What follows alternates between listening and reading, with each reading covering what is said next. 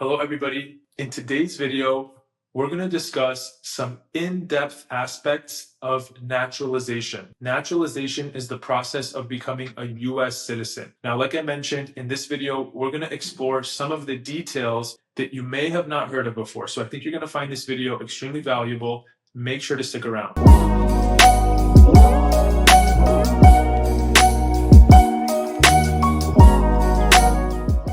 I'm very pleased because in this video, I'm joined by our managing attorney, Matthew Larsen. Matthew is an outstanding attorney. He's been practicing immigration law for several years and really focuses on family-based immigration. So without further ado, we'll jump right in. Welcome, Matthew. Hi, Michael. Nice to talk to you again today. Awesome. So why don't you share with the audience, what is naturalization? So naturalization is the process to become a citizen of the United States. It's the application process you go through so that you can be sworn in as a U.S. citizen. Awesome. Now, some people might be wondering, if I already have my green card, why should I naturalize to become a U.S. citizen? Why can't I just continue to have my green card? And what advantage is there for me to become a citizen? So there's actually a lot of advantages to becoming a U.S. citizen. Principally is, of course, becoming more connected to the country, being able to vote in the United States, participate in our civic duties and our processes. As a resident, you're sort of limited in some ways. You aren't able to travel as freely. You have to renew your green card every 10 years. So by becoming a U.S. citizen, you really eliminate those things. More freedom in terms of how you move about, what you do. Third, I would say with the ability to petition for family members. So U.S. citizen can petition for their children, their parent. It really gives them more flexibility if they want to see their family live in the United States with them. I guess a fourth one would be if you have lawful permanent resident children, they would become citizens once you become a citizen. So really a lot of advantages surrounding becoming a U.S. citizen. Awesome. Yeah, that's a great answer. So as you can see, as a citizen, your status in the United States is more secure than if you just have your green card. If you just have a green card, certain crimes can potentially put you into removal proceedings. Additionally, certain forms of prolonged travel outside of the United States could cause you to potentially abandon your green card. Whereas if you have citizenship, that is not the case. As a citizen, you're eligible to sponsor and petition for more categories of family members than if you have your green card. And so there's the other advantages that you mentioned as well regarding participating in voting and so on and so forth. So there are a number of advantages associated with naturalizing to become a citizen. So now I want to kind of pivot a little bit, and if you could share with us the process of how naturalization works. Somebody isn't interested in naturalizing. What does the whole process look like? So the first process starts with filing an application with the United States Citizenship and Immigration Service. So we know that is USCIS. So we file what's called an N-400. It's a pretty lengthy application that we have to put together and file. Once that's filed off with USCIS, then the first step is to get a biometric appointment. So you'll go in and get fingerprinted and get a background check by immigration. After that, then basically we're waiting for the interview to be scheduled. Once the interview is scheduled, then you attend the interview, and assuming everything goes well and the case is approved, then you have an oath ceremony where you actually are sworn in as a United States citizen. Awesome. Okay, so you mentioned first filing this Form N-400, then you'll have this biometrics appointment. What is the biometrics appointment? So biometrics appointment is basically another way to think of it as fingerprinting. You're going in, you're being fingerprinted so that they can do a background check on you. Make sure you haven't had criminal history or something like that in the intervening time since you got your green card. Got it. So biometrics, just fingerprinting, basically. After the biometrics, there is at some point in the process this naturalization interview. There's a lot of components to this naturalization interview. Can you shed a little bit more light about what takes place during the naturalization interview? I always say the naturalization interview is basically three parts. The first part is to review the application. So the immigration officer who's interviewing you will go through the entire application from start to finish, ask all the questions, confirm any information that they have questions about. Second is to test you with your English language ability. So everyone who naturalizes, with a few exceptions, has to pass an English language exam. Essentially, what they're looking at is your ability to converse in English, basic conversation. They also ask you to read a sentence in English and to write a sentence in English. So it's pretty minimal ability, but conversational English is what they're testing. The third element is the civics exam. So they are asking you questions related to US civics that you have to pass in order to pass the naturalization interview. What it is there's 100 questions. They will randomly select 10 questions and you have to get 6 correct to pass the exam. Very nice explanation. Basically, they're going to review your Form N400 with you. Yep. They're going to conduct this English test, this test of English proficiency, and they're going to go through this civics exam. Again, there's a total test bank of 100 questions. They will ask you 10 of those questions, and if you get 6 of them right, then you pass. If you get the first 6 right, then they'll end it right there. So, Matthew, I think now that they have a better sense of the process of naturalizing, people might be wondering if they're eligible to naturalize. Can you share about what are the requirements to naturalize?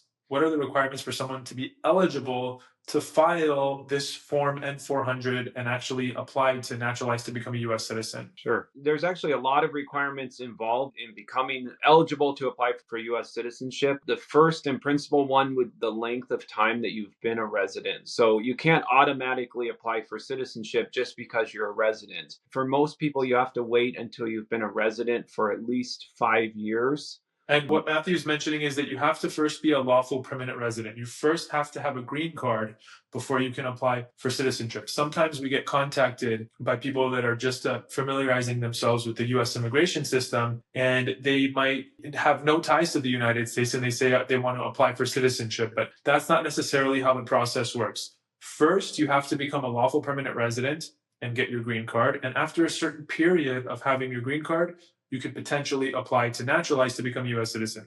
Didn't mean to interrupt you, Matthew, but please feel free to carry on. Yeah, so first you have to be a lawful permanent resident for a minimum of 5 years. There is an exception for someone who's married to a US citizen, in which case they can apply for citizenship at 3 years. So it definitely shortens the process for them. There's requirements involved with that, showing that they're still in a good faith marriage, that they're residing with their spouse, but they are able to apply at 3 years. Another initial general thing would be that the person must be at least 18 years of age. So if by chance you have a child who's a permanent resident, then they have to wait until they're 18 to apply for citizenship. Another huge part of applying for citizenship that encompasses a lot of things is called good moral character. So someone who's a permanent resident, they've reached the 5 years or 3 years, they're ready to apply for citizenship. They have to show that they've had good moral character during that entire period of time, whether it's 5 years or 3 years. That encompasses things like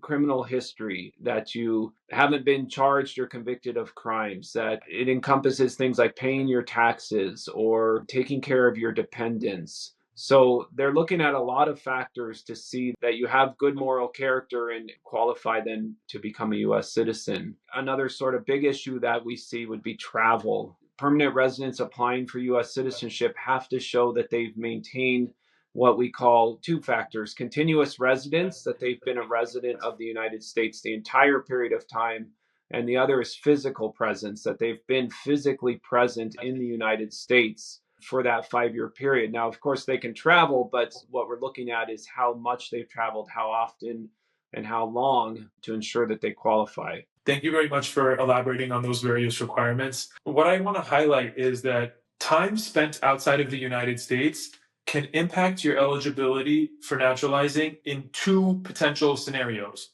One, as Matthew mentioned, is physical presence. In order to naturalize, you have to be physically present in the United States for a certain period of time. So spending time outside of the United States, if there's too much time spent outside of the United States, one issue is that you could not meet the number of days that you're required to physically be present within the United States. Another aspect of why traveling outside of the United States could potentially disrupt your eligibility for naturalization is, again, what Matthew was mentioning, referred to as continuous residence. Continuous residence has to do with the amount of time that an individual has spent outside of the United States in any one stint. So, Matthew, can you share with us a little bit more detail on the physical presence requirement as well as the continuous residence requirement? How do the two differ from one another? And how is this whole analysis impacted based on if someone is applying for naturalization under what we'll call a standard length of time of 5 years, or versus applying for naturalization in the truncated period of time based on marriage to a US citizen? Physical presence relates specifically to the number of days that you've been physically present in the United States. And basically, with either the 5 year or 3 year period, we have to show that you've been physically present in the United States at least 50% of the time. So we're doing a calculation of all the trips you've taken outside the US, whether they were short or long, and ensuring that 50% of the time you've been in the United States. So, in that 60-month period, we want to show that you've been physically present in the United States a minimum of 30 months. Now, ideally, it's longer than that, but that would be the absolute minimum 30 months out of 60 months, or in the shorter period, that you've been physically present in the United States at least 18 of the 36 months. Continuous residence is a little bit different because it relates to that you have continuously resided in the United States. So residence essentially means things like maintaining your home in the US or leasing an apartment, having a bank account, paying your taxes. All of those things show continuous residence. Now, there's another factor to that that relates to travel, in that if you're outside the US longer than 180 days or 6 months, immigration is going to presume that you've broke your residency. So when you're coming to apply for citizenship, if you have longer trips over 180 days, there's a presumption there that your residency was broke. It's not automatic until we get to 1 year. So when we're looking at your time outside the US, if you've been outside the US more than 1 year, then that's considered an automatic break of your residency. And therefore, most cases, you're not going to be able to apply for citizenship until you wait for that 1 year to drop off your record. Any trip over 6 months, definitely you'll want an attorney to look at it, discuss if it's good to apply or not. We're going to be looking at a lot of factors: why you were outside the US, was it beyond your control, things like that. But in general, most people are going to want no trips over 6 months, and in the US at least half of the time. Awesome. That's exactly the points that I did want to highlight. We did talk about how somebody needs to be a resident for at least 5 years in some circumstances and at least 3 years in other circumstances, but one is eligible to file their Form N-400 earlier than that, correct? Exactly. Yeah, you're actually eligible to file 90 days before you reach the required period. So if you're waiting 5 years to apply, you can actually file 90 days early and still qualify. Awesome. And then also, can you elaborate a little bit on the requirement of being either a resident or being domiciled in a particular state for a particular period of time? Yeah, what they're going to look at as well is, before you apply, you'll want to be resident of where you're applying at least 3 months. Or another word we can use is domiciled, which means you're living there. So, for example, if I'm applying in Los Angeles and having my interview at the Los Angeles field office, I'm going to have to show that I've been a resident of Los Angeles for at least 3 months. Before filing the N-400. Exactly. All right, so that's a good summation of some of the requirements to naturalize. So I know that we've kind of, in going over the requirements, to some extent, we covered some advantages of somebody that's applying to naturalize that is married to a US citizen. Can you elaborate on what those advantages are a little bit more clearly? And also, if you could share, what are the eligibility requirements to take advantage of those benefits? Is it just that you got your green card based on marriage to a US citizen, or that you are married to a US citizen and you continue to reside with them? What if you got your green card based on being sponsored by an employer, but you also happen to be married to a US citizen? So, two-part question. One is, what are the benefits of applying for naturalization if you qualify for this subcategory, let's call it, based on marriage to a US citizen? And what are the eligibility requirements to qualify for that exception to apply for naturalization sooner? Yeah, definitely the benefit is that you don't have to wait the whole 5-year period. So at 3 years, or actually 90 days before the 3-year period, you can apply for citizenship. So it's a pretty quick period after becoming a resident. It's not strictly for those who became a resident through their spouse. So, of course, most people we encounter who are applying based on that 3-year period will have been people who received their green card through their spouse. So they married a United States citizen, have a good faith marriage, they apply for their green card, obtain their green card through that relationship of their spouse. But that's not automatically required. Someone, as you said, could have become a resident through an employer sponsor, but they also happen to be married to a United States citizen. All they have to show is that during that 3-year period, they have been married to the US citizen and they're residing with that US citizen spouse. And that's where typically we're going to be submitting evidence to establish that marriage, that residency, basic documents to prove that life together, a lease, mortgage, an apartment, bank accounts, things like that to show their life together. But yeah, it doesn't strictly have to be through marriage. Is it over a year that would certainly disrupt continuous residence, or is it a year or more? A year or more. So yeah, it's a year or more. And then where you're in the presumption of disrupting, is it at 180 days or is it over 180 days? So it says the applicant is absent from the United States for more than 6 months, but less than 1 year. And then they say 1 year or more. Let's say somebody has had a trip of 7 months outside of the United States. How will that impact their eligibility for naturalization versus somebody that's been outside of the United States for, let's say, a year or more? So, and I'll kind of put this in context of a situation during the COVID pandemic. We saw a lot of these cases where people were traveling and then they got stuck overseas for an extended period of time. So let's say the person was overseas and was outside the US for 7 months. What we need to establish to overcome the presumption of a break is that it was beyond their control, that their intention was not to break their residency. So using that example, what we can show is that they were unable to travel. They couldn't fly out of the country. They were stuck for that period of time. On the other side, then we use evidence to show that they still maintain their residency. So if someone's just going to travel overseas or have brief business overseas, they're going to maintain their home, their car, their bank accounts, things like that. So you use evidence like that to establish that the person maintained their residency and then that their intent was to return to the US, but something happened that kept them outside the US longer. So between that 6-month period and 1 year, we can use evidence to establish that their intention was not to break their residency. You can overcome that presumption.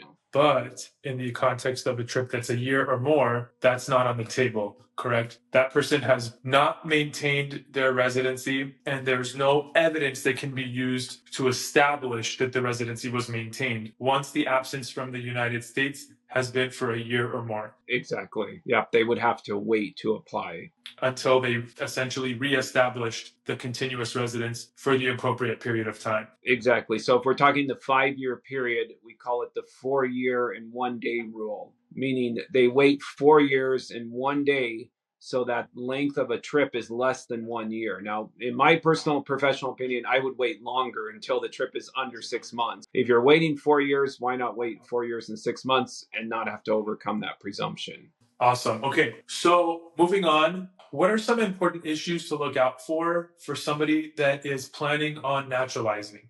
And you can take that question and answer it however you see fit. When I have a potential client come to me, or let's say a newly retained client, and I'm going to be reviewing their case for naturalization, I would definitely start with the travel because those are kind of deal breakers. If you have traveled outside the US for too long, or you've been out for more than a year, we're not going to want to apply at that time. So I look at travel. I look at definitely criminal history. If someone has had any kind of arrest or been charged with a crime, convicted of a crime, those are really serious issues, regardless of what it was for. when it comes to naturalization. So we're looking at one's criminal background. Hopefully they have none, but if that unfortunate situation happens, then we need to make sure that they're eligible at that time. We want to check to see that the person has paid their taxes. Failure to pay taxes really becomes an issue with whether or not you qualify for naturalization. There's a specific issue of males having to apply for what's called selective service in the United States in case of a potential draft. So if a male failed to register for that, then that can be a potential issue that we're looking at. Basic issues of, is the person conversant in English? Sometimes there's a situation where someone needs a little bit more study. During that period of time that we're applying, they should attend an English language class so that they can learn a little more and be ready for the exam. So those are kind of the principal issues. There's a lot of little ones that we're looking at as well, but in general, those are kind of the big points. Awesome. Okay. And I wanted to ask you this requirement we talked about earlier, and you just kind of touched upon it right now as well, about this English proficiency that's tested at the time of the naturalization interview. There are exceptions to that requirement, correct? Exactly. There's exceptions for individuals based on age and how long they've been a permanent resident. So someone who is over the age of 50 but has been a permanent resident for 20 years is exempt from the English language exam. So they'll still have to take the civics exam, but they'll be exempt from the English language exam. There's also, if you're over 55 and have been a resident for at least 15 years. So 50 and 20, 55 and 15 are ages where basically USCIS is saying, you're of an age, you're not required to learn a new language at that point, and we'll allow you to take the civics exam in your own native language. We've covered a lot of ground in this video. We've talked about the requirements to naturalize, the benefits of naturalization, the process. We've explored this whole issue of continuous residence and physical presence in some detail. We've talked about the advantages of applying for naturalization when somebody is married to a U.S. citizen and resides with them. And we've gone through all that. Is there anything else that you'd like to share about the naturalization process, or anything about naturalization perhaps that we haven't covered that you think is important to share with the audience? I think for the attorney representing clients with naturalization, it's probably like the happiest type of case you can take, because you're taking people who've gone through this whole immigration journey from start to finish, and now you're at the end of their journey, and to get to see them become U.S. citizens is always a happy moment. So it's really an honor to help people prepare, make sure they're ready, that they're ready for the civics exam, for the English exam, that they've met all the requirements. So typically at that point, it's a client that we've been working with for a long time. We've helped them through all of the process. We've made sure that they've maintained their residency and their physical presence. So it's really a powerful process when somebody is sworn in as a U.S. citizen and enjoys that benefit of becoming a citizen of the United States. Awesome. Yeah, I definitely agree with that. It is a very fulfilling experience assisting somebody complete the naturalization process.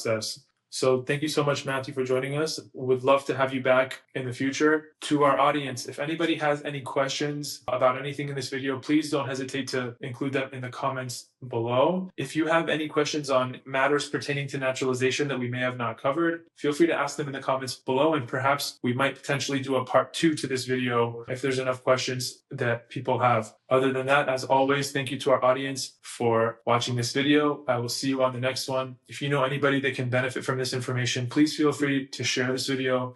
If you haven't yet subscribed to our channel, make sure to hit that subscribe button. Make sure to give this video a big thumbs up so that YouTube knows to share this information with more people. Again, thank you so much, and I'll see you on the next video.